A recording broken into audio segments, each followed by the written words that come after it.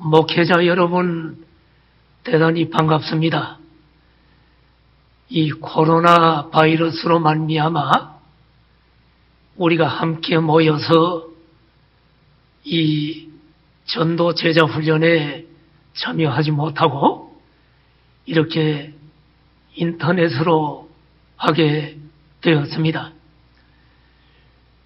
빨리 코로나가 떠나가고 우리가 마음껏 전도하고 마음껏 찬양하고 마음껏 함께 모여 예배하는 그날이 빨리 오기를 간절히 소원합니다.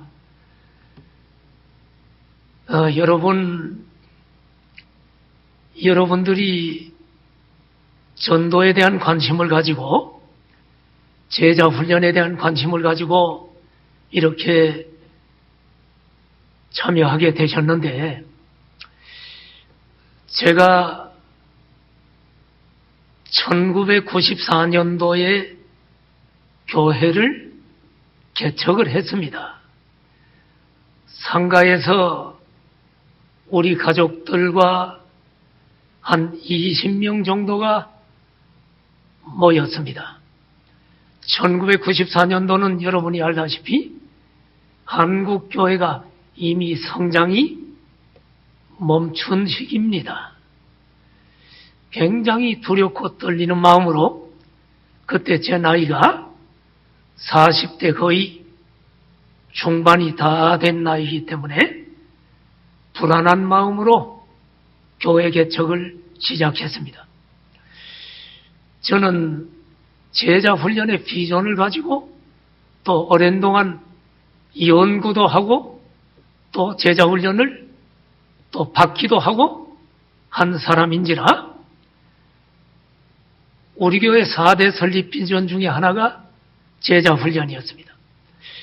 그런데 제자 훈련을 하면서 문제가 발생됐습니다. 제가 청년들 몇 명을 데리고 전도 훈련을 합니다. 제자 훈련합니다. 그런데 여러분들도 알다시피 목회자가 제자 훈련만 할 수는 없잖아요. 장례식이 옵니다. 또 설교도 준비해야 됩니다. 또 교회 행정도 해야 됩니다. 예기치 않은 일이 일어납니다. 그러니 매주 일주일에 한 번 제자 훈련팀을 운영할 때 이것저것 급한 일이 걸리다 보니까 이번 주는 제자 훈련을 쉬고 다음 주에 합시다. 이런 일들이 발생을 합니다. 그러다 보니 교회에서 제자 훈련을 하는 것이 용이치가 않았습니다. 한국교회 제자훈련 프로그램 거의 다 제가 스터디했다고 해도 과언이 아닙니다. 나는 합동교단에 속했기 때문에 총신대 신학대학원을 나왔겠죠. 그런데 저는 신학대학원만 한 게 아니고 대학원에서 제가 기독교 교육학을 전공을 했는데 그때 제 MA 논문이 제자 훈련에 관한 것이었습니다. 한국교회 선교단체와 거의 모든 큰 교회들의 교육 시스템을 다 분석하고 커리큘럼을 연구하고 그러면서 제가 논문을 썼습니다. 그 논문 때문에 제가 대학교에 여기저기서 강의를 하게 되었습니다. 그러니 제가 사실 제자훈련의 전문가라고 해도 틀린 말은 아닙니다. 그런데 목회를 막상 하면서 제자훈련이 안 되는 거예요. 목회가 그리 단순하지 않아요. 그러던 어느 날 CCC에서 NLTC를 새생명훈련원이죠. 지금 그것이 이제 EDI라고 명칭이 바뀌었지만 과거에 NLTC에 한국교회 수많은 목회자들이 전도와 교회 부흥을 위해 참여를 했습니다.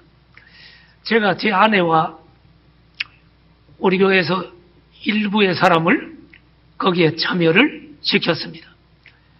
그리고 우리 교회에 CCC 간사들을 초청을 해서 NLTC를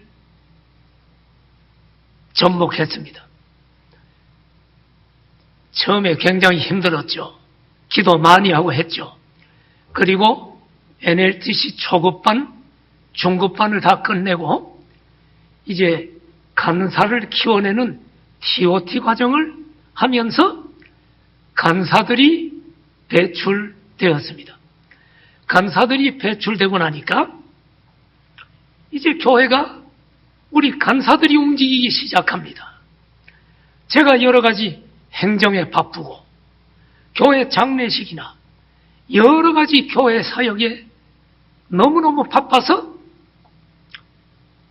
사역을 할 때에도 교회는 간사들에 의해서 전도는 계속되었고 제자 훈련이 계속되었습니다. 그러면서 교회가 탄력을 받게 되었습니다.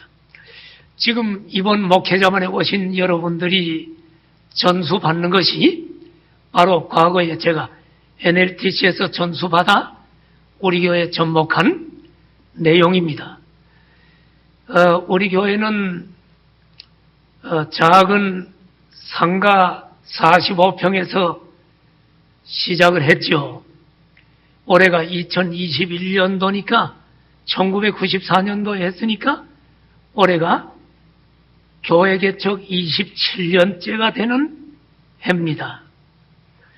우리 교회는 그동안 상가를 벗어나서 강서구 방화동에 땅을 구입해서 정말로 어려운 IMF 시절에 교회를 건축하는 은혜를 입었습니다. 그리고 교회가 부흥돼서 조그만 지하부터 지상 5층 총 6층의 건물을 구입해서 교육관으로 사용하면서 우리 교육부서가 부흥됐습니다. 교회가 1, 2, 3, 4부로 예배를 드리면서 더 이상 앉을 자리가 없었습니다. 그러다가 현재 강서구에서 아주 지역의 유명한 장소였는데 그것이 옛날에는 극장이었고 그 후에 예식장이라고 하는 이 지역의 대표적인 건물이 있었는데 하나님께서 그 건물을 주셔서 그곳에 리모델링을 해서 우리 교회가 들어가 우리는 지속적으로 건강한 교회 또 양적인 부흥을 경험하고 있는 교회입니다. 우리 목회자들에게 이런 이야기하는 것을 양해하고 들으십시오. 제가 지금 자랑을 하는 것이 아니고 어려운 시대에 우리 교회가 겪어온 이야기를 함으로 같이 동기부여가 돼서 우리 한국 교회가 다시 한번 일어날 수 있는 열망 때문에 말씀을 드리는 것입니다. 자, 웨비나반에 오신 여러분 대단히 잘 오셨습니다. 여러분이 잘 강의를 들으시고 교회 접목함으로 분명히 우리 이번 목회자반에 참여한 모든 분들의 교회가 건강한 교회, 부흥의 교회로 도약할 수 있으리라고 믿습니다. 자, 오늘 제가 강의할 제목은 제자 훈련의 목표지요. 자, 중요하지 않은 과목이 없습니다만은 이 과목도 대단히 중요합니다. 많은 사람들이 제자 훈련을 오해하고 있어요. 제자 훈련 교재를 1년이나 2년에 걸쳐 띄고 나면 제자 훈련 졸업식을 합니다. 그것이 제자가 된 줄 알아요. No, 아니죠. 제자 훈련은 주님의 제자가 되어야 제자 훈련 졸업식을 하는 것입니다. 그런데 불행하게도 제가 보는 우리 한국 교회는 제자 훈련 프로그램이 지금 우죽순 지금 많아졌습니다. 너무너무 많습니다. 교재도 많습니다. 선교단체와 교회 다 합하면 굉장히 많은 자료들이 있습니다. 그리고 요즘은 한국교회 모두 제자 훈련을 한다. 옛날에 구역이라고 했지만 지금 목장이라는 이름을 쓰고 셀이라는 이름을 씁니다. 그런데 제가 교육의 전문가로서 또 목회를 지금까지 해온 경험으로 내가 볼 때 제자 훈련의 이름은 가졌지만 제자 훈련이 아닌 교회가 너무너무 많습니다. 대단히 죄송한 얘기입니다. 왜? 제자 훈련의 목표를 모르기 때문입니다. 자, 오늘 제자 훈련의 목표, 여러분 교재를 펼치셔서 서론 부분에 사례 연구를 읽으시고 여러분과 함께 좀 토론을 하길 원하니까 적극적으로 좀 이야기를 해 주시는데, 자, 사례 연구 다 같이 한번 읽읍시다. 시작. 어느 한 도시에서 도시 환경에 관심을 가진 상당수의 사람들이 모임을 만들었다. 그들은 매주 만나서 도시 환경을 개선하는 문제를 토론하는 중에 시민들이 자연 속에서 쉴 수 있도록 공원을 조성하는 것이 가장 시급한 일이라는 것에 동의하였다. 그들은 공원 조성을 위한 캠페인을 시작하면서 기대감에 부풀어 있었다. 실행 계획을 세우며 조직도 만들고 의욕적으로 활동했다. 그러나 몇 주가 지난 뒤에 그들은 공원을 만든다는 일이 처음 생각처럼 쉽지 않다는 것을 알았다.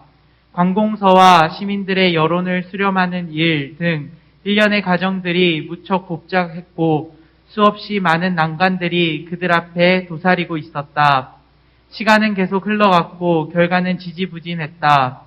들떴던 마음이 가라앉고 모임은 시들해졌다. 지도자들은 이 모임을 활성화시키기 위해 흥미 위주의 오락적인 프로그램을 도입하기 시작했다. 그 결과 얼마 안 가서 그 모임은 주간 친목회로 전락하고 말았다. 예, 감사합니다. 자, 우리 목회자 여러분 내용을 충분히 숙지하셨죠? 이 시간은 강의이기도 하지만 토익이라고 해서 함께 참여하는 시간입니다. 한번 내용을 보시고 제가 질문을 던지면 여러분들이 적극적으로 대답을 해 보십시오. 자, 이 어느 한 도시에서 이제 어떤 사람들이 모임을 만들었는데 그들이 모임을 만들어서 처음 목표가 무엇이었습니까? 도시 환경을 개선하는 것이 목표였죠? 자, 도시 환경을 개선하기 위해서 그들은 무엇을 하기로 했나요? 공원을 조성하기로 그들은 동의했습니다. 그래서 공원을 조성하기 위해서 그 다음에 구체적으로 어떤 일을 했지요? 실행 계획을 세우고 조직도 만들고 활동을 했습니다. 그러다가 보니까 그 일이 간단하지 않고 시간이 많이 걸린다는 사실을 알고 그들은 어떻게 했나요? 점차 흥미와 의욕을 잃게 되었다는 것을 우리는 보지요. 그러자 결국 목표를 잃어버렸습니다. 도시 환경을 개선한다는 목표를 잃어버렸어요. 그러자 모임의 활성화를 위해서 그들이 뭐를 도입합니까? 오락 프로그램을 도입합니다. 안 모이니까. 오락은 뭡니까? 모임 활성화하기 위한 수단입니다. 그런데 수단이 목표가 되기 시작했습니다. 결국 그들은 뭘로 전락하고 말았습니까? 주간 친목회로 전락하고 말았습니다. 결국 친목 자체가 목표가 되었습니다. 여러분, 이 사람들이 도시환경 개선을 할 수 있을까요? 없죠. 결국 그들은 목표 성취를 할 수 없을 것입니다. 자, 여러분, 오늘 불행하게도 제자 훈련을 하는 한국교회 제자 훈련 현장에 이런 일이 비일비재하게 일어나고 있다는 사실입니다. 제자 훈련의 목표를 모르고 제자 훈련을 하면 100% 교회는 변화되지 않습니다. 실패합니다. 그래서 오늘 우리는 제자 훈련에 대한 목표를 분명히 정리하려고 합니다. 자, 예를 한번 들어볼까요? 교회에서 바자회 하죠. 바자회 하는 목표가 뭐예요? 돈 벌려고요? 헌옷 갖다가 팔려고? 교회 재정 늘리려고? 아니죠. 바자회를 해서 불쌍한 사람을 그 이익금을 가지고 도와준다거나 선교사를 위해서 선교비를 보낸다거나 어떤 여러분 하나님 나라를 위해서 목적을 가지고 하는데 바자회를 하도 많이 하다 보니까 여전도 해서 바자회 하는 것이 바자회 자체가 목적이 되어버린 경우를 우리는 종종 보게 됩니다. 어느 제자훈련 모임에서 있었던 이야기입니다. 자, 한 10명 정도를 모아서 목사님이 일주일에 한 번 제자훈련을 합니다. 그런데 제자훈련하고 나면, 끝나고 나면 간식을 먹죠? 간식은 누가 하냐면 그 제자훈련 팀들이 번갈아 간식을 준비합니다. 자, 첫 번째 주에 평신도가 간식을 준비했는데 빵하고 우유를 준비했어요. 제자훈련을 끝나고 빵하고 우유를 먹었어요. 두 번째 주에는 집사가 간식 담당입니다. 집사는 그래도 체면이 있지 평신도보다 더 해야지. 그래서 그 다음 주 빵과 우유와 과일을 가져왔어요.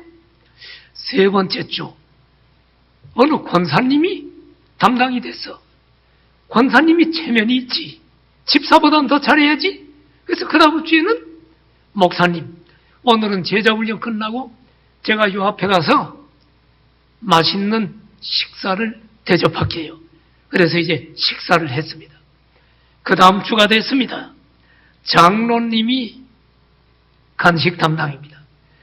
그래서 그 주에 제자훈련을 하면서 장로님이 제자훈련 시작할 때 이렇게 말합니다. 여러분, 오늘은 내가 간식 담당이라 저 야외에 좋은데 내가 끝내주는 갈비집에 예약은 해놨으니까 오늘은 한 40분 가야 되니까 빨리빨리 끝내고 갑시다. 그래가지고 제자훈련을 후닥닥닥 해치우고 갈비 먹으러 갔다는 것입니다. 사랑하시는 여러분, 제자훈련의 목표가 뭔지를 모르면 이런 일이 발생할 수가 있다. 자, 여러분 이제 교재의 맨 앞부분을 보시고 개관 목적과 학습 목표들을 우리 같이 읽습니다. 자, 시작. 개관 목적. 이 강의의 목적은 제자훈련의 목표를 알고 그 목표를 이루기 위한 전략을 이해하며 시행하도록 동기를 부여하는 데 있다. 예, 학습 목표. 첫째. 제자훈련의 목표를 말할 수 있다. 둘째. 지상 명령을 성취할 전략을 설명할 수 있다. 세 번째. 갑법 번식 사역을 정의할 수 있다. 네 번째. 승법 범식 사역을 정의할 수 있다. 자, 오늘 여러분들이 제 강의를 다 90분 강의를 듣고 나면 이 학습 목표가 명확하게 들어오고 여러분들이 설명할 수가 있습니다. 자, 그러면 본론에 들어가서 제자훈련의 목표. 제자훈련의 목표를 강의할 때 여러분들이 제자훈련의 목표가 뭐여야 되느냐? 정의가 중요합니다. 여러분 교재를 보면 정의가 있죠? 자, 그 브랭크에 제가 부르는 대로 일단 써놓으십시오. 제자훈련의 목표 정의. 제자훈련의 목표는 하나님의 말씀에 순종하여 우리 세대 안에 모든 사람에게 복음을 전함으로 주님의 지상명령 성취를 돕는 일에 적극적으로 참여하는 성령 충만한 그리스도인들의 운동을 일으키는 것이다. 자, 다 써놨죠? 자, 오늘 강의 끝났네요. 이것만 여러분이 제자훈련의 목표가 뭔지를 인식하면 강의는 더 할 필요가 없어요. 그런데 묻습니다. 목회자 여러분, 여러분이 썼지만 지금 이게 무슨 말인지 이해하고 있는 분 한번 손 들어봐요. 이해합니까? 무슨 말인지 이해합니까? 여러분, 논문을 쓰거나 우리가 어떤 것을 갖다가 공식적으로 정의할 때는 단어 하나, 토시 하나, 쓸데없는 것은 다 빼고 엑기스만 가지고 정의를 하지 않습니까? 여러분, 제자훈련의 목표 정의, 지금 여러분이 쓴 것은 하나도 뺄 것이 없는 중요한 엑기스입니다. 그래서 오늘 이 정의를 여러분들이 이해할 수 있도록 제가 강의를 계속하려고 합니다. 그런데 여러분들 제가 시키는 대로 좀 따라와 주시기 바랍니다. 볼펜으로 하면 좀 지저분하니까 연필이나 형광펜으로 해도 되고요. 제가 동그라미 하라는 구절에 동그라미를 해주세요. 자, 정의를 보시고 제자훈련의 목표는 할 때 제자훈련에다가 연필로 동그라미, 하나님의 말씀에 순종 동그라미 하시고 주님의 지상명령 성취를 돕는 일에 적극적으로 참여 동그라미 하시고 성령 충만 동그라미 하시고 운동 동그라미 해 주십시오. 자, 여러분, 이제 동그라미 한 부분을 토막토막 제가 강의를 할 것입니다. 이 강의를 듣고 나면 아하, 제자훈련의 목표 정의가 이런 것이구나 하는 것이 강의가 끝나고 나면 여러분 머릿속에 쏙 들어올 것입니다. 자, 동그라미 한 거 하나씩 살펴봅시다. 첫 번째 동그라미 한 게 뭐예요? 제자훈련이죠? 자, 정의의 설명을 하겠습니다. 첫 번째 동그라미 한 제자훈련. 제자훈련이 뭐요? 여러분, 많은 사람들이 교재를 띄면 제자훈련을 마쳤대. No! 교재를 띄는 게 아닙니다. 제자훈련은 엄격히 말하면 CCC 교재 가지고 하는 것도 아니고 사랑에게 옥하는 목사님이 만든 교재 가지고 하는 것도 아니고 내비게이터 가지고 하는 것도 아니고 지금 한국교회에 나타난 제자훈련 교재 띄는 게 제자훈련이 아닙니다. 제자훈련이 뭔가 정의를 얘기할 테니까 브랭크에다가 넣으세요. 자, 제자훈련이 뭐냐? 하나님의 말씀과 당신 자신의 삶에서 사랑과 능력과 믿음과 전도의 모범을 보임으로써 다른 사람을 가르치는 것. 이게 제자훈련입니다. 자, 여러분, 제자훈련의 정의를 설명했는데 미안하지만 그 정의에 연필로 또 동그라미 좀 해주세요. 하나님의 말씀의 동그라미, 사랑의 동그라미, 능력의 동그라미, 믿음의 동그라미, 모범의 동그라미 해주시고 제 설명을 들으십시오. 여러분, 제자훈련은 하나님의 말씀인 성경 가지고 하는 겁니다. 원래 교재 가지고 하는 게 아니에요. 자, 여러분, 제가 지금 성경을 들고 있어. 예수님은 CCC 교재, 내비게이터 교재 이런 거 가지고 제자훈련 한 적이 없어요. 하나님 말씀 가지고 했어. 우리는 그렇게 할 수 있는 능력이 없으니까 교재를 따라가야지 하지만 엄격히 말하면 제자훈련을 아주 잘하는 베테랑이 있다고 하면 어떻게 해야 됩니까? 내가 한 7명을 매주마다 만나서 제자훈련 한다고 할 때 교재가 아니라 어떻게 합니까? 7명을 놓고 내가 기도하면서 이들이 주님을 닮아가고 주님의 사역을 하는데 이들의 문제가 뭐며 어떤 말씀이 필요할까를 기도하면서 그 말씀을 뽑아서 매주 만나서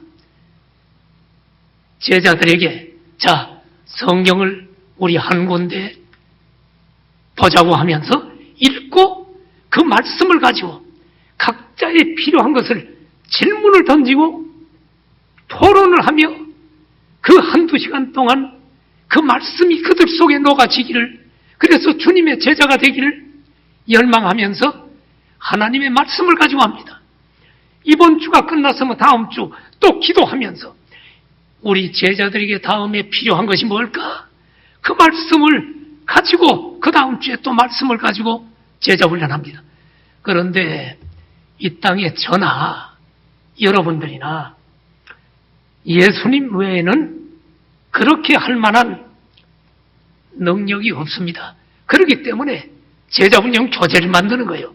그런데 엄밀히 말하면 제자훈련은 하나님의 말씀을 가지고 하는 것입니다.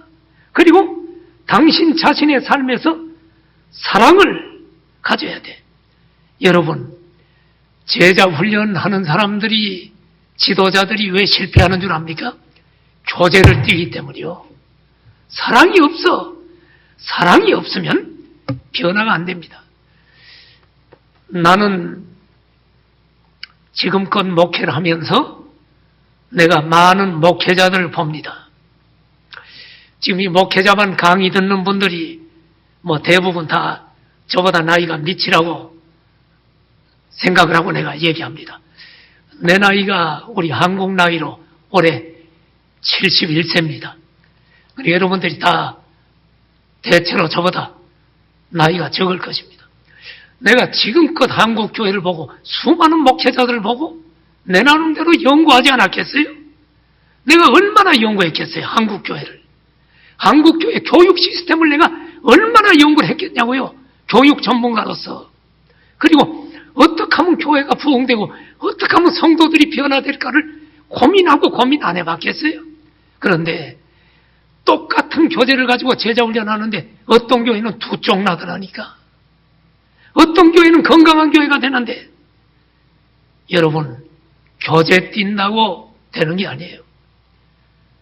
성도가 변화되는 것은 지도자가 사랑을 가질 때 변화가 되는 거예요. 사랑 없으면 소리나는 꽹과리와 같습니다.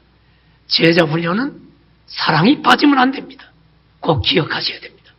그 다음에 능력에다 동그라미 하라 그랬죠. 여러분, 사랑과 능력, 사랑과 능력. 여러분, 성경 공부하면 안 됩니다. 예수님의 제자들은 귀신을 쫓아냈어요. 은과 금은 내게 없지만 나사렛 예수 그리스도 이름으로 일어나 걸어라. 능력이 나타났어요. 그러므로 여러분, 능력이 나타나야 돼. 그러므로 제자훈련 지도자들이 새벽 기도하지 않으면 제자훈련 할 생각하지 마십시오. 우리 교회가 작은 교회가 아닙니다. 여러분, 그런데 우리 교회 능력이 많이 나타납니다. 우리 교회는 기도를 굉장히 강조합니다. 나는 대한예수교 장로회 합동층 목사입니다. 보통 우리 장로교 목사님들은 말씀 연구를 많이 합니다. 중요합니다. 말씀이 기초가 되어야 됩니다. 우리 종교개혁의 정신도 솔라 스크립트라, 오직 성경. 성경이 가는 데까지 가고 멈추는 데서 멈추라. 말씀이 중요합니다.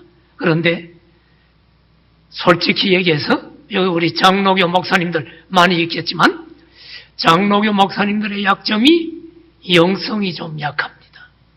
기도하지 않습니다. 새벽 기도요? 본당에서 하는 교회 거의 없어. 새벽 기도요? 전부 다 부속 성전에서 해. 안 모이니까. 우리 교회는 새벽 기도 본당에서 합니다. 왜? 기도하지 않고는 영성을 유지할 수 없죠. 능력이 나타나야 돼요. 능력이. 하나님으로부터 성령의 능력을 받아야 돼. 제자 훈련은 책을 떼는 게 아닙니다. 능력입니다. 또 하나, 믿음에다 동그라미 하라 그랬죠? 여러분, 하나님의 말씀을 믿지 않고 지도자가 하나님의 말씀을 가지고 본문을 어떻게 생각합니까? 관찰하고 해석하고 적용한다? 아무런 변화가 일어나지 않습니다. 믿음이 있어야 됩니다. 그래서 예수님은 예수님의 제자들에게 믿음 키워주려고 얼마나 노력했나요? 책상에 앉아서 성경 공부하지 않았어요. 예수님은요. 믿음 키워주기 위해서 오병이어의 기적을 베풀고 제자들을 갈릴리 바다 건너로 가라고 하면서 풍랑을 일으키셨잖아요. 물에 빠져서 막 괴롭게 노젓고 할 때 주님이 한밤중에 무리를 걸어왔잖아요. 근데 베드로가 무리를 걷다가 빠져들어갔죠. 왜 그래요? 믿음이 적은 자여. 왜 의심했느냐? 그들의 믿음을 키워주려고 했습니다. 그 믿음이 어디로부터 나와야 되느냐? 목회자 여러분, 리더로부터 나와야 됩니다. 믿음이 리더로부터 흘러가야 됩니다. 영적으로. 제자 훈련은 믿음입니다. 그 다음에 제자 훈련은 모범에다 동그라미 하라 그랬죠? 전도의 모범. 여러분, 제자 훈련은 내가 실천하지 않고 성도들에게 하라고 하면 안 움직입니다. 네. 여러분, 성도들에게 앞으로 가가 아니라 맨 앞에 서서 나를 따르라. 내가 먼저 모범을 보여주는 거예요. 그래서 여러분, 양을 치는 목자는 맨 뒤에서 양을 몰지 않습니다. 맨 앞에서 목자는 가고 양은 그 뒤를 따라갑니다. 그래서 우리는 사형리의 이론을 가르치는 것이 아니고 우리는 직접 리더가 사형리 이론을 가르쳤으면 우리 CCC 간사들도 다 마찬가지입니다. 직접 나가서 내가 다른 사람에게 사형리를 전하는 것을 본을 보여주고 그것을 보게끔 한 후에 제자들이 해보라고 하고 그리고 그를 또 리더로 세우지요. 제자 훈련은 모범입니다. 이것을 이해하지 못하면 다 제자 훈련이 잘못되는 것입니다. 자, 성경을 우리가 다 읽지 않지만 한번 쭉 훑어봅시다. 디모데후서 4장 2절에도 너는 말씀을 전파하라. 제자 훈련은 말씀이라고 얘기하고 있죠. 데살로니가전서 2장 8절에도 사도 바울이 데살로니가 교회를 향해서 우리가 너희를 사모해서 하나님의 복음뿐 아니라 우리의 목숨까지도 너희에게 주기를 기뻐함은 너희가 우리의 사랑하는 자 됨이라. 사랑이 없이는 제자 훈련이 안 된다는 걸 분명히 모든 우리 믿음의 선조들과 사도들을 통해 우리는 여러분 배울 수가 있습니다. 제자 훈련의 정의에 대해서 살펴봤습니다. 자, 제자 훈련의 목표 정의 맨 앞에 다시 한번 돌아가서 두 번째 동그라미 한 부분이 뭡니까? 하나님 말씀의 순종. 그 말이 뭔가 설명하겠습니다. 다시 교재를 돌아가시면 하나님 말씀에 순종한다는 게 뭘까? 이게 목표여야 한단 말이죠. 자, 교재 보시면 매일 하나님과 다른 사람들 및 자신의 관계에서 하나님 말씀의 명령과 원칙을 기꺼이 따르려는 마음 써놓으십시오. 이것이 하나님 말씀에 순종하는 것입니다. 하나님이 말씀을 통해 우리에게 명령합니다. 그러면 우리는 기꺼이 따르려는 마음. 이것이 없이 내가 실천하지 않고 여러분 설교를 화려한 설교를 뭐 주석 보고 남의 설교 보고 흉내 내가지고 설교를 한다고 해서 성도들이 변화되던가요? 안 되잖아요. 목사님 당신이나 말씀대로 사시오. 내가 이런 성도를 봤어요.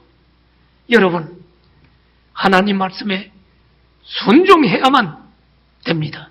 이것이 제자훈련의 목표여야 됩니다. 그래야 제자훈련 팀들이 순종합니다. 성경을 보세요.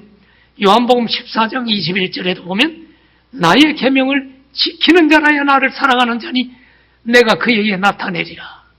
또 시편 119편 33절에도 보면 여호와여 주의 율례들의 도를 내게 가르치소서. 내가 지키겠습니다. 또 그 밑에도 전심으로 지키겠습니다. 여러분, 하나님 말씀에 순종해야 됩니다. 베드로전서 2장 2절도 보면 순전하고 신령한 젖을 사모하라. 신령한 젖은 하나님 말씀이죠. 예.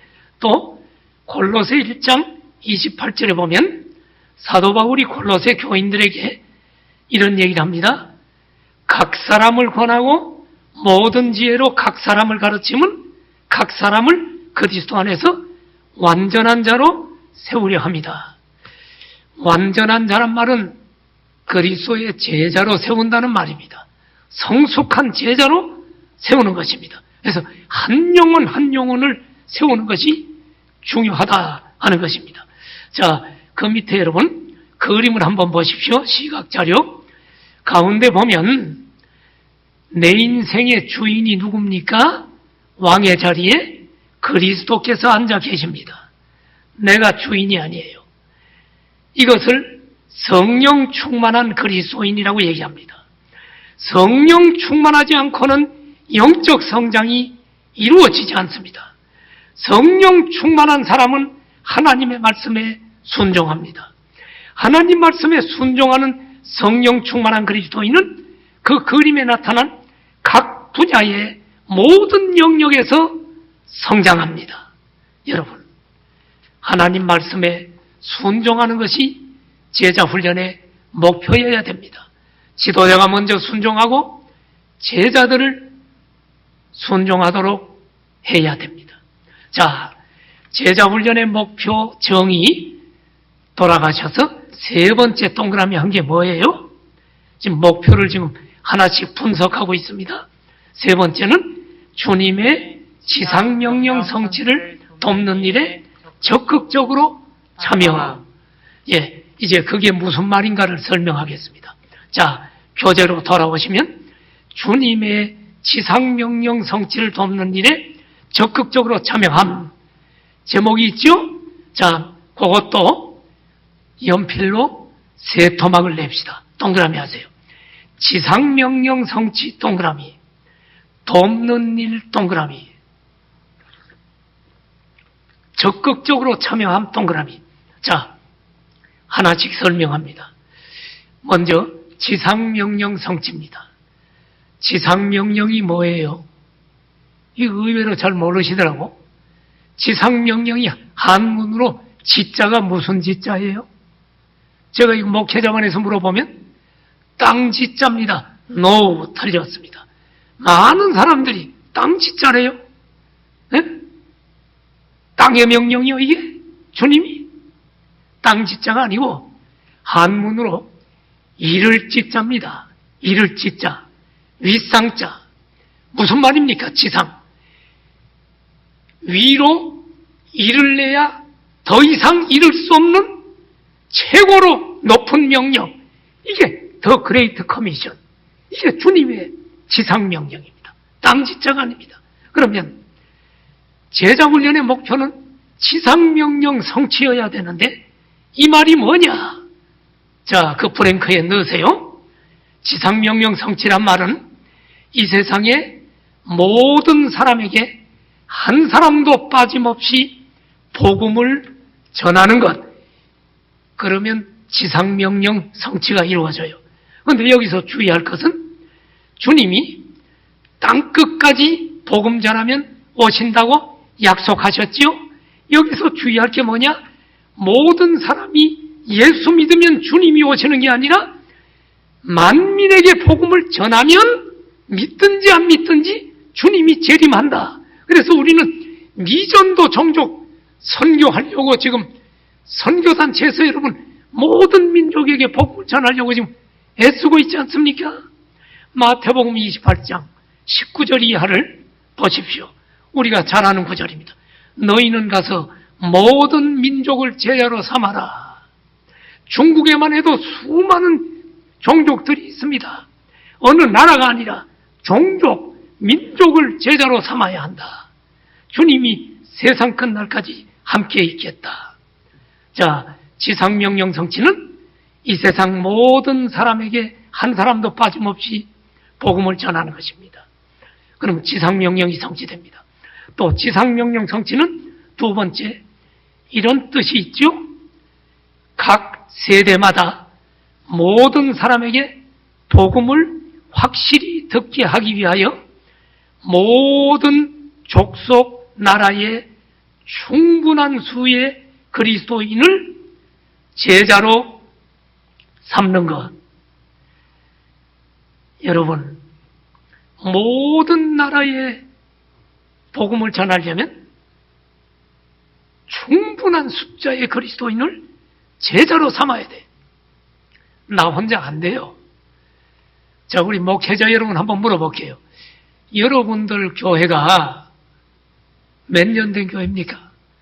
10년 된 교회, 20년 된 교회, 지금 30년, 50년 된 교회 있을 거예요.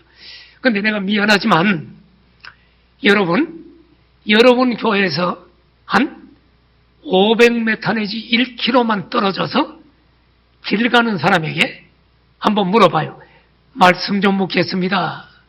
여기 어느 교회가 어디 있죠? 여러분 다 아는 줄 압니까?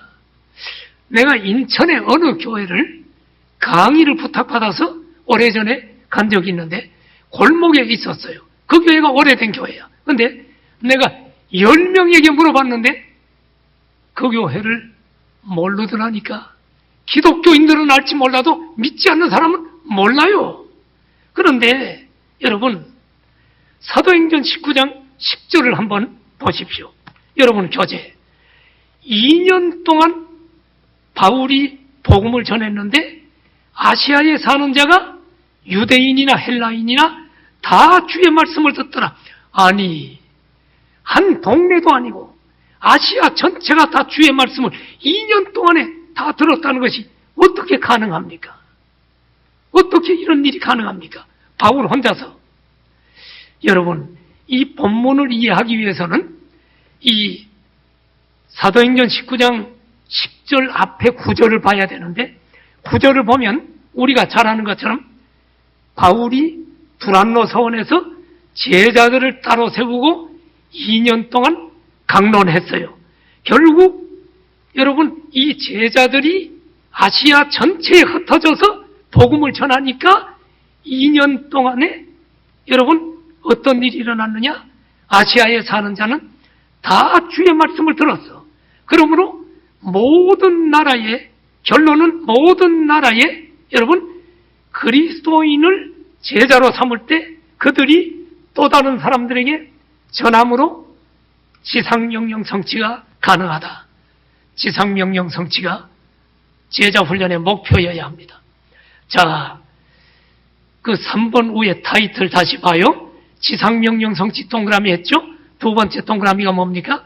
돕는 일. 자, 2번 도움을 설명하려고 합니다. 여러분, 어느 한 개인이나 한 교회 또는 한 단체가 혼자서 할 수 없기 때문에 모든 사람, 모든 교회, 모든 단체나 기관들이 서로 힘을 합쳐야 된다. 지상명령 성취는 우리 공항성산교회가 선교 비전을 가지고 있다고 혼자 할 수 있는 게 아닙니다. 한국 교회만이 할 수 있는 것이 아니라 CCC와 모든 선교단체가 다 함께 해야 됩니다. 교파와 교리는 달라도 선교는 여러분 함께 힘을 합해야 모든 민족에게 복음을 전할 수가 있습니다.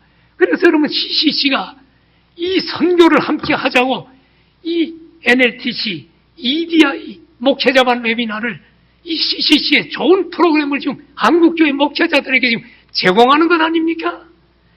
지상명령 성취는 함께 해야 돼요. 서로 도와야 됩니다. 그 다음에 또 동그라미 한 거 있죠? 돕는 일에 적극적으로 참여함 동그라미 했죠? 적극적으로 참여함이라는 건 뭘까요? 이게 목표여야 돼. 이 말은 자발적으로 선두에 나서며 자신의 모든 것을 우선적으로 투자함. 제자훈련의 목표는 자발적으로 해야 돼. 억지로 하면 안 돼요. 제자훈련해야 장로 된다 그래서 장로 되려고 하는 게 아니에요. 제자 훈련은 자발적으로 사명을 가지고 하고, 그리고 자신의 모든 것을 우선적으로 투자해야 돼. 제가요, 우리 교회 제자 훈련할 때, 남자들 제자 훈련하기가 어렵잖아요. 직장에 나가니까 밤 8시, 9시 오는데 어떡합니까? 일주일에 한 번 모이는데 3시간 모이거든요? 그래, 내가 어떻게 하는 줄 압니까? 우리 장로 안수 집사님, 우리 장로님들은 다 제자 훈련 받은 사람들이 장로들입니다. 예, 아무나 장로 못합니다. 내가 장로, 우리 안수 집사 이렇게 불러서 내가 이런 얘기를 했어요. 여러분, 제자 훈련해야 되는데 시간이 자꾸 없다고 하는데 선택을 하세요. 내 건강은 생각하지 말아요. 나는 제자 훈련하다 죽어도 좋으니까. 그러면 순교니까. 우리 교회는 제자 훈련이 비전입니다. 그러니까 선택을 하는데 언제 하느냐? 새벽 4시부터 3시간 7시 하고 바로 출근하던가, 아니면 금요철야 우리 밤 10시부터 해서 기도하고 그러면 1시쯤 끝나는데 1시부터 새벽 4시까지 밤새고 하던가, 둘 중에 하나 선택하세요. 그랬더니 우리 장로 안수 집사들이 고민이 된 거야. 밤새고 할 수도 없고 새벽 4시에 하자니 3시부터 일어나야 되고, 이것도 2년간 나하고 해야 되고, 1분만 늦어도 조금만 늦어도 점수가 감점되고 숙제도 많고 매주 전도도 해야 되고, 고민을 하다가 내게 다가와서 뭐라고 한 줄 압니까? 목사님, 금요일날 새벽 1시부터 하는 것보다는 우리 화요일날 새벽 4시 하겠습니다. 그래서 화요일날 새벽 4시, 목요일날 새벽 4시 팀을 그때 내 생각에 사람들이 많아가지고 15명씩 해가지고 30명을 남자들 세워가지고 3시간 하고, 나도 새벽 3시부터 일어나가지고 면도하고 나와서, 내가 모범을 보이지 않으면 안 되니까 나도 매주마다 성경 구절 매주 2구절씩 다 암송하고 본을 보이고 그러면서 같이 나오고 같이 전도하고 이러면서 제자 훈련을 해서 배출을 해놨습니다. 자, 여러분, 자신의 모든 것을 우선적으로 투자합니다. 그래서 우리는 죽지도 말자, 아프지도 말자. 제자 훈련할 동안에 아프거나 죽으면 가만히 안 둔다고 우리가 얼음장을 놓고 그렇게 했습니다. 그러면서 제자 훈련을 2년간 통과하고 그렇게 했습니다. 자, 제자 훈련의 목표는 적극적으로 참여하는 것이 목표여야 합니다. 책 띄는 게 아닙니다. 자, 제자 훈련의 목표 정의 다시 보세요. 4번째 동그라미 친 게 뭐예요? 성령 충만이죠? 자, 이제 성령 충만에 대해서 설명하려고 합니다. 4번 성령 충만. 자, 거기 브랭크에 써놓어요. 성령 충만이 뭐예요? 성령에 의하여 인도되고 그 능력을 힘입는 것. 성령 충만은 뭐 주여 하고 떠드는 것, 이것만이 성령 충만이 아니고요. 예? 막 벌쩍벌쩍 뛰는 거, 이런 것만이 성령 충만이 아니고 성령에 의하여 인도되고 그 능력을 힘입는 것. 제자 훈련의 목표는 성령 충만을 받게 해야 돼요. 사형리를 여러분들이 이번에 배우시는데, 사형리 전도 훈련을 열심히 받는다고 전도를 잘할 수 있나요? No. 사형리를 읽어주는 기술은 있을지 몰라도 결국 영혼 구원은 성령님이 하십니다. 우리 목회자만 여러분, 우리 이거 배웠나요? 예? 성공적인 전도에 대한 정의를 배웠나요? 성공적인 전도는 그 다음 뭐예요? 성령님의 능력 안에서 그리스도만을 전하고 그 결과는 하나님께 맡기는 것이다. 가장 중요한 게 사형리 읽어주는 것이 아니고 목소리 좋은 게 아니라 성령님의 능력 안에서 내가 기도하지 않고 성령 충만받지 않으면 전도는 안 됩니다. 그러므로 제자훈련의 목표는 성령 충만이어야만 합니다. 저는 그래서요, 우리 교회 4대 설립 비전이 세계 선교, 제자훈련, 청소년 선교, 가정목회라는 4대 설립 비전을 세우고 제가 상가 45평에서 1994년 3월 5일 날 교회를 시작을 했습니다. 그리고 우리 교회는 지속적으로 건강한 교회로 부흥돼 왔습니다. 지금도 그것은 진행형이고요. 그런데 여러분, 제가 뭘 한 줄 압니까? 나는 철저하게 하나님 말씀 중심의 설교를 하는 목사고 철저히 하나님 말씀을 대언하는 자가 설교자여야 된다고 나는 강력히 주장하는 사람이지만 우리 교회는 기도를 강조합니다. 그래서 제가 우리 교회가 한 30명 정도 모일 때 94년도 교회를 개척을 하고 제일 처음 한 게 뭔 줄 압니까? 새벽기도 100명 목표. 남들이 보면 미쳤죠. 새벽기도가 교인 30명인데 100명 모입니까? 전단지를 각 일간 신문해 가지고 8만 장을 뿌리고 나가서 전도했습니다. 새벽기도 한 번만 와봐라. 21일 새벽기도 올 리가 없죠. 네? 그때 우리 교인들 다 오고 누구 막 데리고 와가지고 새벽기도 한 것이 40명 정도 출석했는지 정확한 기억이 아닌데 실패로 끝났습니다. 근데 내가 선포를 했습니다. 하나님, 강서구에 새벽기도 1만 명 모이는 교회를 세우겠습니다. 그래서 한국교회가 새벽기도를 통해서 하나님 부흥의 복을 줬는데 점점 지금 한국교회가 주일 예배, 저녁 예배도 없애고 지금 다 가족과 함께 보내자는 미명 아래 다 지금 목회자들도 오후에 가족과 함께 보내는 게 아니라 휴가 시간 가지고 있고 저녁에 모이지 않고 그래서 나는 우리 교회 저녁 예배 끝까지 한다. 우리 교회 저녁 예배 많이 모입니다. 저녁 예배하면 저녁 예배도 많이 모입니다. 갈급한 영혼들이 모입니다. 그리고 저녁 예배까지 합니다. 나는 끝까지 하겠다고 그렇게 합니다. 새벽기도, 물질적인 풍요와 함께 한국교회 새벽기도가 끝났어요. 본당에서 지금 새벽기도 하는 교회 없어요. 새벽기도 금방 10분 설교, 20분 설교하고 나면 금방 10분 지나면 교인들 다 나가요. 우리 교회는 지금 코로나 때문에 지금 제한하고 있지만은 2시간으로 우리는 2시간 넘어도 안 나갑니다. 기도하는 사람들이. 웅성웅성 기도합니다. 그러니까 능력이 나타나지. 그러니까 교회가 건강한 교회가 되지. 성령 충만을 받죠. 성령 충만 받지 않으면 주님의 제자로서의 사역을 못합니다. 자, 우리 목회자 여러분, 우리 교회가 처음에 100명 목표 달성했다. 100명 목표를 했는데 이제 그 다음번에 100명이 달성됐어. 교회도 부흥되면서. 그 다음에 200명 목표를 했어요. 300명 목표를 했어요. 자, 1000명 목표를 했어. 어린아기들까지 다 와서 스티커를 붙여 달성됐어요. 1500명 목표 됐을까요? 안 됐을까요? 달성됐어요. 2000명은요? 2000명 달성됐어요. 2500명 됐을까? 안 됐을까? 새벽. 제가 얘기하는 것은 특별 새벽 기도입니다. 평소 때 그렇게 온다는 게 아니고 21일 새벽 기도할 때 21일 동안 스티커를 붙이고 출석한 사람 얘기하는 겁니다. 연인은 아닙니다. 출석한 사람 21일 동안 2500명 달성됐어요. 2600명은 달성됐죠. 2700명은 달성됐죠. 2800명 달성됐을까? 달성됐어요. 2900명은 우리 교회 2900명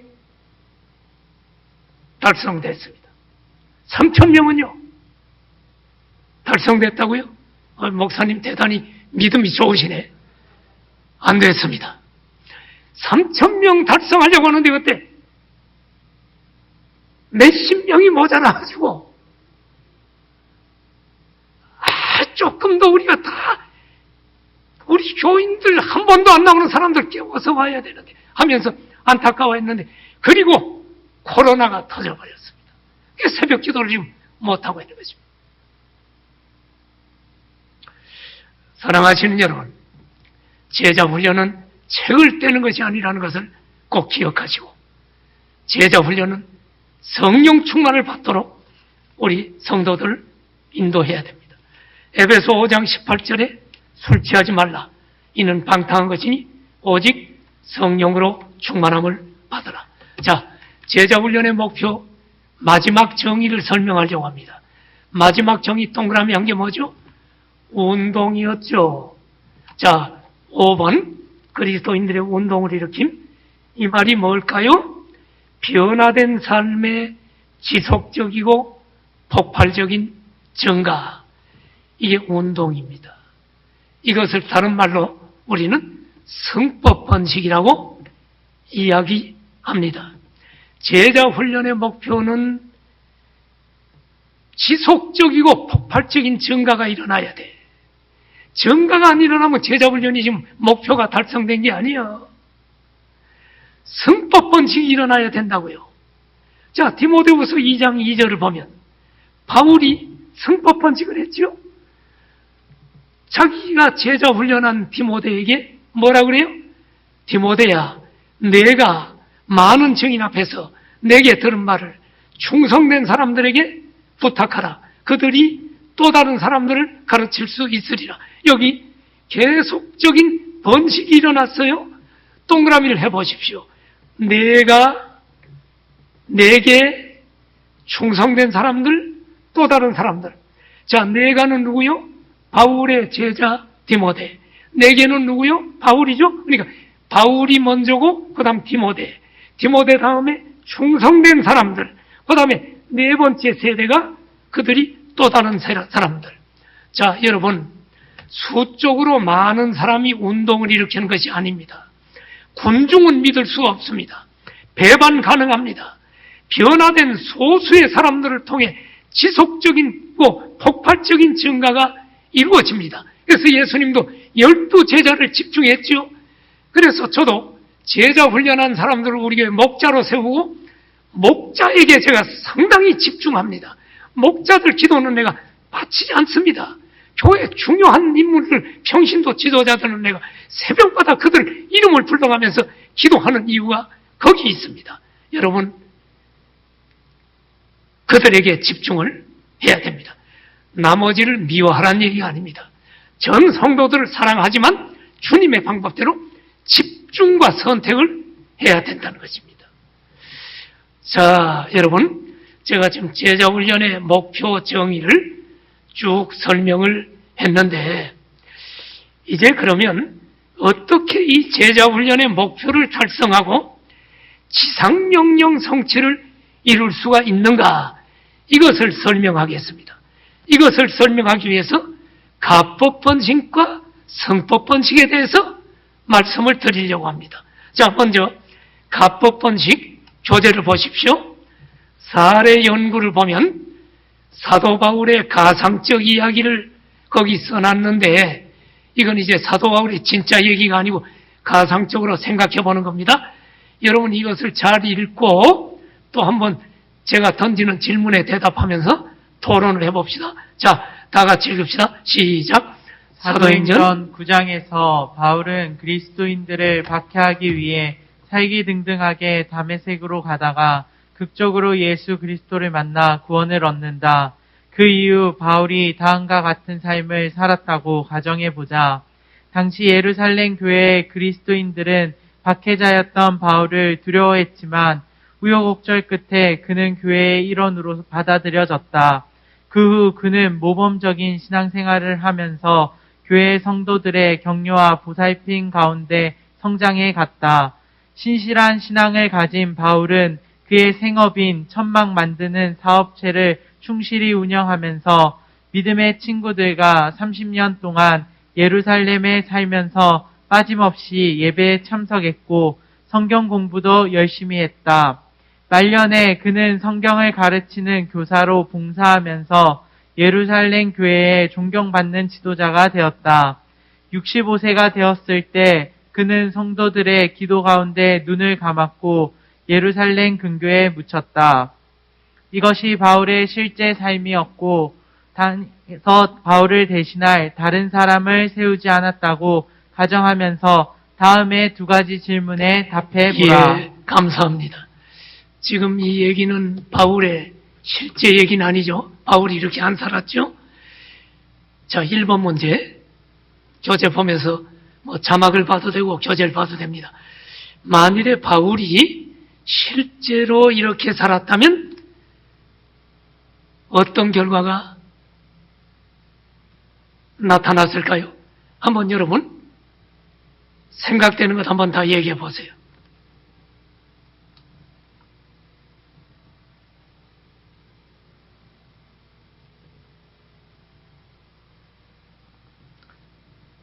사도행전 9장부터 28장이 기록됐을까요? 사도 바울의 행적인데 다메섹에 가고 기록되지 않았겠죠. 바울 서신이 신약에 굉장히 많은데 바울 서신 로마서, 고린도 전후서, 갈라디아서, 에베소서, 빌립보, 골로새서 많지요? 바울 서신이 기록됐을까요? 안 됐을까요? 안 됐겠죠. 또요? 교회가 세워지지 않았을까? 목회자 여러분, 여러분과 내가 예수 믿었을까요? 안 믿었을까요? 바울이 이방인들에게 선교하지 않고 복음 전하지 않았다면 대한민국에 복음이 안 왔을 수가 있잖아요. 예? 예루살렘에서 성경 공부 가르치다가 그대로 죽었다면 안 왔을 수가 있잖아. 우리 목회자들이 이 추운 겨울에 이 제자 훈련한다고 애쓰는 것도 이 바울이라는 사람 때문에 이 고생하는 거예요, 여러분이. 바울 없었으면 이 고생 안 할 텐데. 자, 또 바울이 이 가상적인 이야기대로 살았다면 어떤 결과가 나타났을까? 성경이 훨 가벼워졌을 텐데, 바울 서신 다 빼면 값이 조금 줄 텐데, 이 바울 때문에 이게 비싸게 산단 말이에요.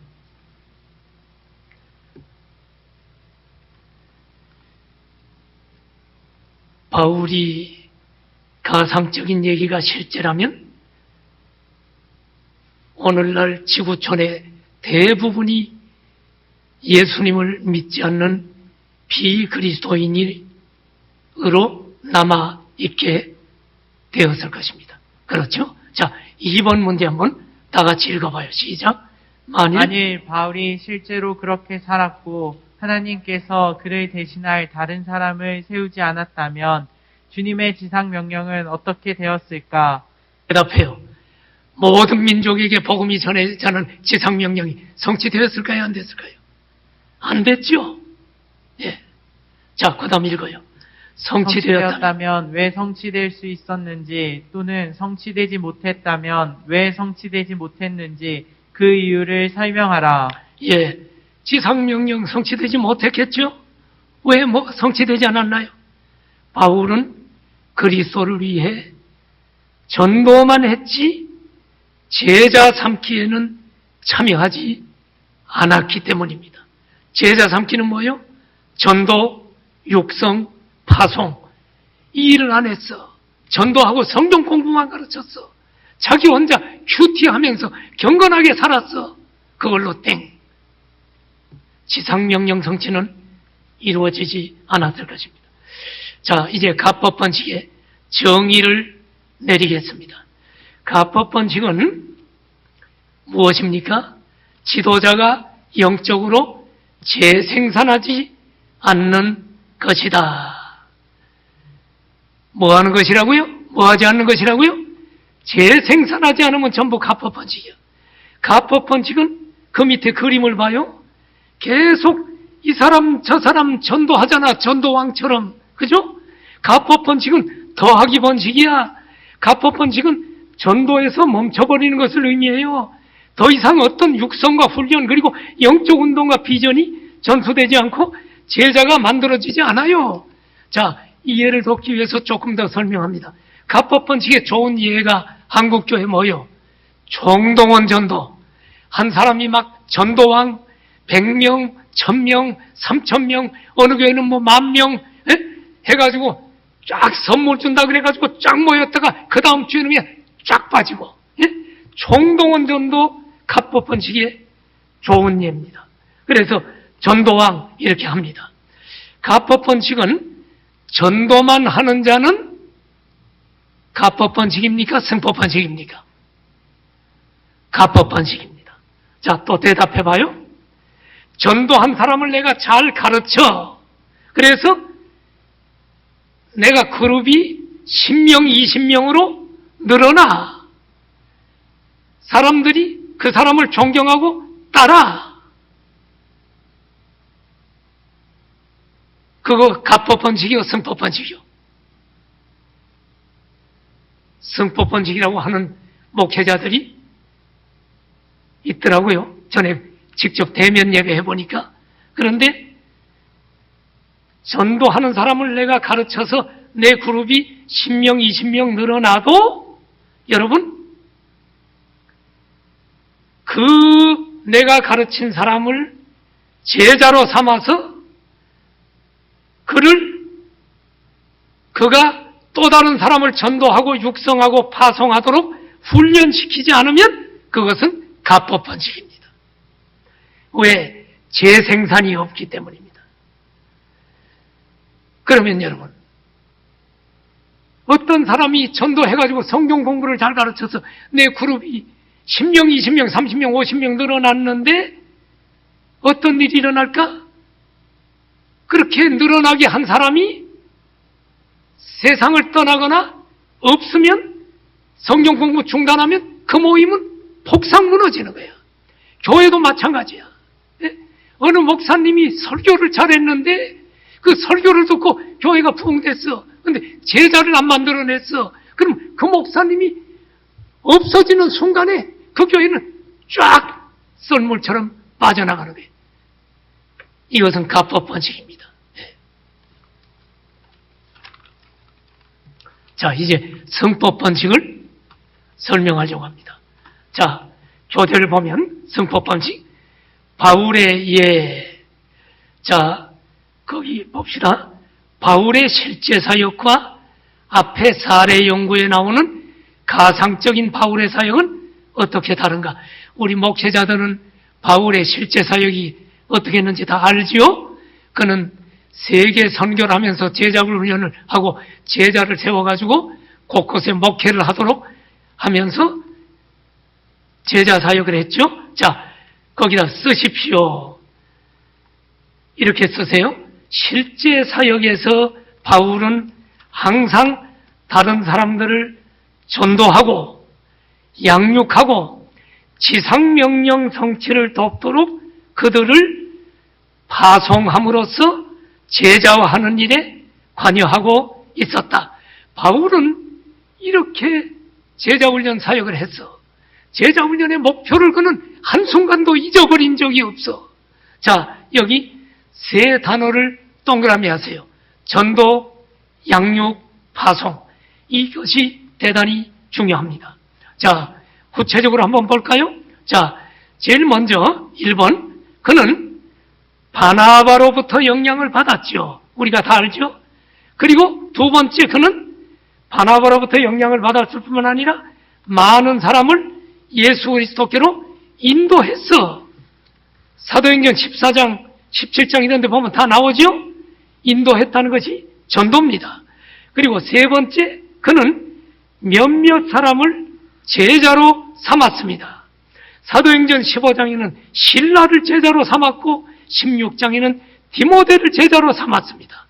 이렇게 전도했을 뿐만 아니라 제자로 삼았고, 그 다음 4번, 그는 그의 제자로 하여금 다른 사람을 전도하고 제자 삼아서 파송하라고 했어요.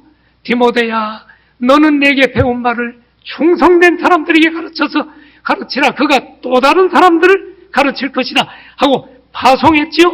결국 바울은 전도, 양육, 파송을 했다는 사실입니다. 자, 성법 번식의 정의를 쓰세요. 성법 번식의 정의. 성법 번식은 지도자가 다른 사람들을 전도하고 그들 가운데 충성된 사람들을 제자로 삼아 육성한 후 다시 파송함으로써 영적으로 뭘까요? 지금 그 강의를 들으신 여러분, 중요한 단어, 재생산하는 것을 말한다. 이게 성법번식의 정의입니다. 거기 전도, 육성, 파송 또 동그라미 해놔요. 그것이 성법번식입니다. 결과적으로 강법번식과 성법번식의 차이는 뭡니까? 예? 재생산이 있는가 없는가요? 재생산이 없으면 내가 성경 공부해서 부흥을 시켜도 그것은 가법번식이야. 여러분이 훈련받고 개인적으로 전도할 수 있어요. 그런데 그 전도받은 사람이 복음을 깨닫고 성령 충만을 받아서 다른 사람을 육성하고 파송하는 일에 참여할 수 있도록 돕지 않는다면 가법번식으로 끝납니다. 성법번식은 재생산하는 것입니다. 나와 똑같이 전도하는 삶과 양육하고 또 보내어 파송하는 그 삶을 살 수 있도록 그 사람을 세우는 것이 성법번식 사역입니다. 교재를 보면 성법번식을 곱하기 번식이라고 하죠. 자, 제자훈련의 목표는 그거 다 같이 읽읍시다. 시작. 제자훈련의 목표는 육성받은 자들로 자들로 하여금 하여금 또 다른 사람들을 육성하고 훈련하여 제자를 삼음으로 영적 성법번식을 통해 지상명령을 성취하도록 돕는 것이다. 이것이 목적이 분명한 제자 훈련이다. 자, 방금 제자 훈련의 목표는 여러분이 읽은 거 그게 뭐요? 맨 앞에 강의한 제자 훈련의 목표 정의 아닙니까? 여기 그 정의를 여기 설명을 쉽게 한 것 아닙니까? 네. 그 도표를 한번 보십시오. 성법번식은 뭡니까? 한 사람 한 사람을 전도했을 뿐만 아니라 당신이 가운데 있죠. 전도한 사람들이 또 다른 사람들 전도해서 제자 삼고 또 파송하는 것. 예. 자, 3번 문제 다 같이 읽어요. 시작. 지상명령을 성취하는데 성법번식으로 충분하다고 생각하는가? 아멘입니까? 아멘. 네, 아멘인데 이제 살펴봐야지. 자, 여러분 교재를 보면 CCC 교재가 이렇게 돼 있네요. 당신이 혼자서 3명을 제자로 삼아. 그랬더니 그 밑에 그림을 보면 그림을 계속 올려주세요. 그 사람이 또 다른 3명을 제자로 삼았어. 그러면 그 다음 그림을 한번 봐요. 그 다음 그림을 보면 당신이 제자 사는 3명이 또 다른 사람을 제자 삼고 또 다른 사람을 제자 삼아. 1년에 당신이 3명을 제자 삼는다면 이게 총 몇 년 걸리냐? 전 세계 인구가 지금 77억이 지금 넘어가요. 작년 통계가 2020년 4월 통계가 77억 7천만 명이 넘어간다고 통계가 났어. 그러면 여러분 1년에 3명 제자 삼으면 몇 명이냐? 그 2번을 보면 17년이면 충분해. 17년이면 충분하다. 그런데 이건 너무 빨라. 그렇게 하지 맙시다. 내가 하나 제안할게요. 이 교재에는 없지만 제가 보충 교재를 하나 만들었어. 자, 보충 자료 보여주기 전에 한번 내가 물어볼게요. 자, 뭐 비대면 듣는 목사님 내가 보이질 않으니까 지명을 할 수 없는데, 자, 대답을 해봐요. 자, 목사님, 당신이 매일 한 명씩 전도하면 1년이면 몇 명 전도합니까? 365명. 그런 목사님이 있어요? 전도사님들도 여기 참여했을 텐데 그런 전도사님이 있어요? 만일에 전도사님 중에 매일 한 명씩 전도한다. 이분은 제가 엄청나게 빚내서라도 내가 이분 집도 사주면서 우리 교회에 내가 모실 겁니다. 1년에 365명 전도한다면, 그러면 물어봅시다. 1년에 365명이면 10년이면 몇 명 전도요? 3,650명. 많이 하는 거예요? 못 하는 거예요? 많이 하는 거죠? 그럼 100년 전도하면 100년 살지 못하지만 100년 전도하면 몇 명이요? 36,500명. 굉장하지요? 이 세계 인구가 몇 명이라고요? 77억. 그러면 지상명령 성취가 됩니까? 네? 하루에 한 명씩 전도하기도 어렵지만 36,500명 전도도 지금 어렵지만 지상명령 성취가 77억이 되느냐 이 말이요. 안 되잖아요. 가법 번식을 가지고는 안 된다 이 말이야. 그러면 자, 제가 하나 제안을 할게요. 자, 목회자 여러분, 사역리 훈련을 지금 이번에 참여하면서 다 배우시고 실습을 지금 하실 텐데, 자, 봐요. 사역리에 대해서 들어보셨습니까? 라고 하면서 이제 10페이지까지 보통 읽어주면 복음을 전해요. 그리고 예수님을 영접하게 10페이지까지 읽는데 10분 정도, 15분 정도가 소요됩니다. 그러면 이렇게 한번 하십시오. 매일 한 명씩 교회 등록시킬 생각하지 말고 나가서 하루에 30분만 내가 전도하겠다. 그러면 30분이면 최소한 한 사람 내지 두 사람은 읽어주잖아요. 두 사람 만나면 10분씩 읽어주면 20분. 두 사람 읽어줘. 그러면 일주일 내내 나가서 안녕하세요. 제가 어느 교회에서 나왔는데 10분간만 시간 좀 내실 수 있나요? 제가 기독교에 대해서 소개해 드리겠습니다. 그래서 거절하는 사람은 놔두고 예, 그러면 사역리에 대해서 제가 읽어 드릴게요 하고 10분간 읽어주면 30분만 내면 2명을 읽겠죠. 그러면 자, 어느 목사님이 한번 대답을 해봐요. 일주일에 하루에 2명이면 일주일에 7일이니까 14명 읽어주죠. 14명을 읽어주면 14명이 다 거절합니까? 그 중에 믿는 사람이 생깁니까? 생기죠. 몇 명 생깁니까?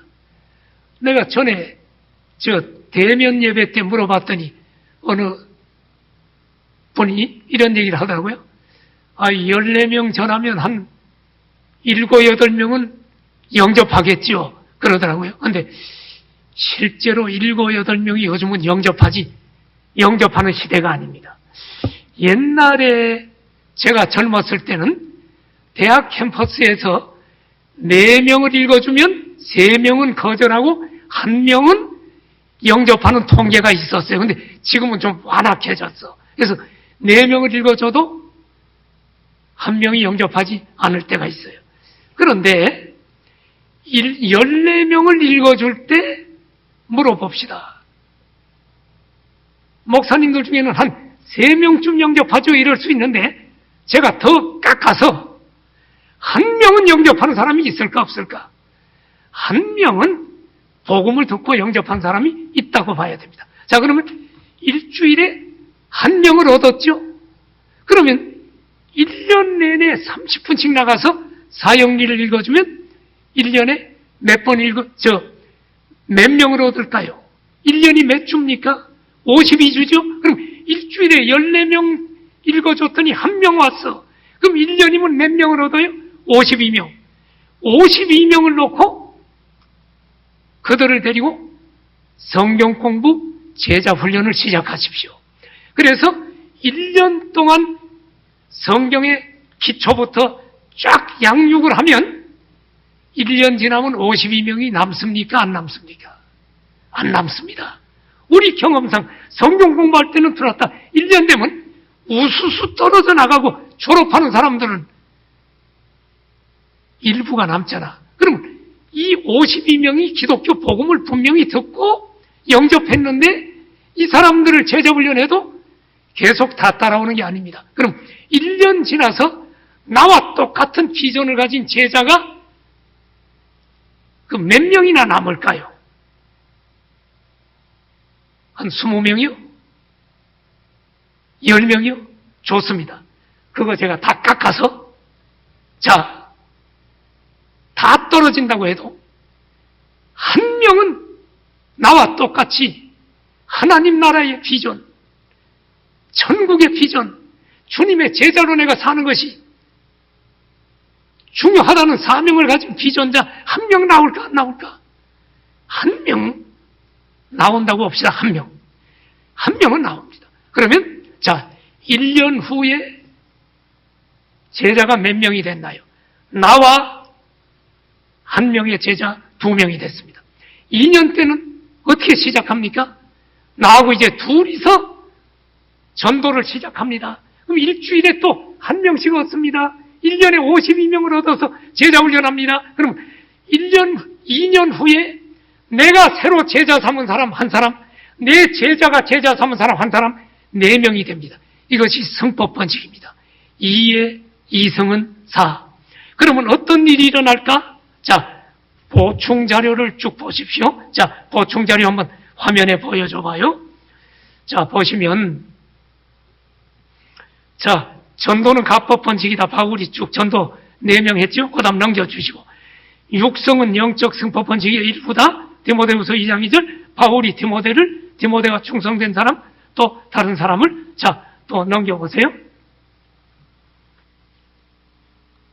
자, 여기부터 잘 보시는데, 제일 처음에 시작이라는 부분에 동그라미가 나야. 혼자 나가서 30분간 사형리를 전했어, 매일. 그래서 52명을 했더니 1년 후에 제자가 하나 생겼어. 나와 똑같은 비전을 가진. 그래서 1년에 그 위에 동그라미가 나, 밑에가 내 제자. 이제 내 제자와 똑같이 2명이 시작했더니 2년 후에는 어떻게 됐어요? 나와 내 제자, 또 내 제자가 전한 또 그 사람의 제자 4명이 됐어. 이제 4명이 시작을 하니까 3년에는 어떻게 돼요? 8명. 이렇게 하면 33년 후에는 86억이 복음이 전해진다는 거예요. 맞는가 안 맞는가? 그 다음 도표를 좀 보여주세요. 자, 이 도표를 보시면 0년에는 나 혼자, 1년에는 2명, 그 다음에 2년에는 4명, 3년에 성법이니까 배로 올라가 쭉 올라갔더니 33년에 85억 넘어가는 인구. 전 세계 인구가 작년 몇 명이라고요? 77억 7천. 지상명령 성취가 이루어진다는 사실입니다. 우리 목회자 여러분, 코로나로 지금 교회가 많이 어려운 상황입니다. 이번 목회자반 웨비나를 통해 잘 제자훈련의 이론과 실제를 습득하셔서 우리 성도들에게 제자의 비전, 하나님 나라의 비전을 주십시오. 그러면 하나님 나라가 이루어질 것입니다. 나는 우리 교회가 코로나라 전도가 많이 위축됐는데 우리 제자훈련을 받은 목자들에게 내가 이렇게 광고했습니다. 우리 목자 여러분, 코로나 시대에도 전도는 계속해야 됩니다. 전도해서 관계 맺고 복음 전해서 예수님 영접하면 우리 모이지 못해도 등록카드를 교구장에게 주십시오. 그렇게 했더니 우리 교회에 우리 이제 전도 총 책임을 지고 있는 우리 또 NLTC 훈련 TOT 1기 간사 다 하셨던 우리 이인숙 권사님 전도부를 잘 이끌고 계시는데 또 2명 등록카드를 냈습니다. 교회 모이지 않지만 등록카드만 올라와서 그들을 지금 관리하고 있습니다. 이제 우리 전 성도들이 움직일 것입니다. 코로나 때. 네. 자, 여러분, 제자 훈련의 목표를 분명히 알고 책을 떼는 것이 아니라 이 목표를 향해서 우리가 나아갈 때 여러분 교회는 건강한 교회로 다시 한번 양적인 부흥 파도를 탈 수 있는 줄로 믿습니다. 결론을 내리겠습니다. 자, 결론을 다 같이 보십시오. 다 같이 읽읍시다. 시작. 제자 훈련의 목표는 하나님의 말씀에 순종하여 우리 세대 안에 모든 사람에게 복음을 전함으로 주님의 지상명령 성취를 돕는데 적극적으로 참여하는 성령 충만한 그리스도인들의 운동을 일으키는 것이다. 자, 무엇이죠 그게? 바로 제자훈련의 목표 정의 아닙니까? 이게 결론입니다. 또 하나 결론 두 번째 시작. 지상명령 성취를 돕기 위해서 우리는 전도와 함께 제자훈련을 해야 한다. 지상명령 성취를 도우려는 우리의 목표는 성법 번식을 통해서만 이루어질 수 있다. 아멘입니까? 아멘. 우리 귀한 목회자 여러분, 심히 어려운 시기에 이번 목회자반 웨비나에 오셨습니다. 아무튼 이번 제자훈련의 이론과 실제가 여러분들에게 교회에 다시 한번 도약할 수 있는 계기가 되기를 간절히 축복합니다. 아멘. 우리 함께 기도할 때 같이 기도합시다. 이렇게 기도합시다. 내가 먼저 그리스도의 제자가 될 수 있도록 하나님 훈련되게 하시고, 아멘. 내가 다른 사람을 제자 훈련하여 성법 번식 사역에 헌신할 수 있도록 도와주십시오. 아멘. 그리하여 우리 교회가, 한국 교회가 다시 한번 영적인 부흥을 이룰 수 있도록 도와주시옵소서. 아멘. 우리 간절히 기도합니다. 할렐루야. 하나님 아버지 감사합니다. 하나님 아버지 오늘 귀한 목회자들 이렇게 아버지 하나님 어려운 상황 속에서 이렇게 인터넷으로 목회자만 이렇게 35기 또 이렇게 웨비나에 참여해서 강의를 듣게 하심을 감사합니다. 교회를 위해 늘 눈물로 기도하는 줄 압니다. 섬기는 교회가 다시 한번 아버지 하나님 일어날 수 있도록 도와주시고, 우리 목회자 내가 먼저 그리스도의 제자가 될 수 있도록 도와주시옵소서. 다른 사람을 내가 제자 훈련하여 성법 번식 사역에 헌신할 수 있도록 도와주셔서 하나가 아니라 어떤 상황 속에서도 교회의 기능이 전도와 교육, 제자 훈련이 꺼지지 않도록 하나님 도와주시옵소서. 이번에 또 이렇게 전도와 제자 훈련에 대해서 잘 우리가 배우고 잘 접목하여 다시 한번 아버지 하나님 일어나는 계기가 되도록 도와주시옵소서. 하나님 아버지 귀한 목회자들 불러주셔서 안타깝게 인터넷이지만 인터넷으로 함께 우리 웨비나에 참여하게 하심을 감사합니다. 아멘. 이번에 우리 또 참여한 교회들이 꿈과 희망을 가지고 교인들을 비전을 주고 깨울 수 있도록 도와주셔서 아멘. 다시 한번 교회가 전도하고 주님의 제자로 서서 우리 교회들이 코로나 속에서도 영혼을 구원하고 하나님 나라를 이루어가게 하여 주옵소서. 아멘. 그것을 위하여 우리 모두가 먼저 제자가 되고 우리가 제자로 삼는 일을 기존 가지고 감당하도록 도와주십시오. 아멘. 예수님의 이름으로 축복하며 기도드립니다. 아멘. 우리 목회자 여러분 90분 강의인데 정확하게 90분이 됐습니다. 강의 들어주시느라고 대단히 감사합니다. 여러분 모든 교회가 부흥하기를 축복합니다. 대단히 감사합니다.